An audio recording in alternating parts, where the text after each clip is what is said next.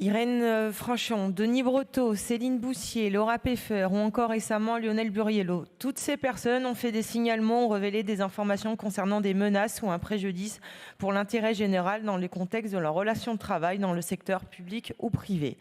Que ce soit pour l'affaire du Mediator, de la maltraitance des enfants handicapés, des appels d'offres truqués, des malversations de la part d'une entreprise publique en faveur d'IBM ou du non-respect du code de travail pour l'entreprise Tefal ou encore ArcelorMittal qui a versé dans les rivières en toute impunité des centaines de litres d'acide sulfurique entraînant un risque de pollution dans les rivières.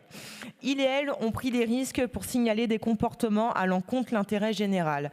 Ces lanceurs d'alerte ont dû mener des combats. Ils ont été très souvent sanctionnés, parfois licenciés ou poursuivis par la justice. Tout cela entraîne des pertes de revenus ou des frais notamment judiciaires alors qu'ils relevaient un scandale et exerçaient simplement leur rôle de citoyennes et citoyens. Le Parlement européen et le Conseil de l'Union européenne ont signé le 5 octobre dernier une directive qui va offrir une meilleure protection aux lanceurs d'alerte. Cette directive contient un certain nombre de mesures de soutien pouvant être mises en place, comme un soutien psychologique, des informations, des conseils, une assistance juridique dans le cadre des procédures pénales et civiles, mais également une assistance financière. Cependant, la transposition en droit français n'est prévue que dans 2 ans et le gouvernement tarde à agir.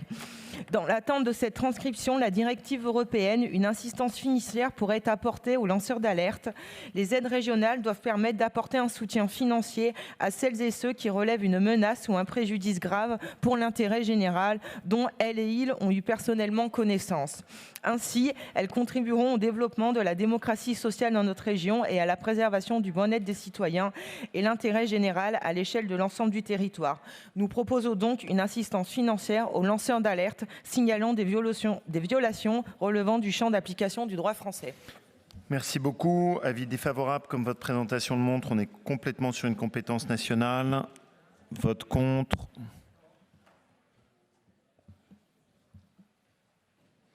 Merci, il est rejeté.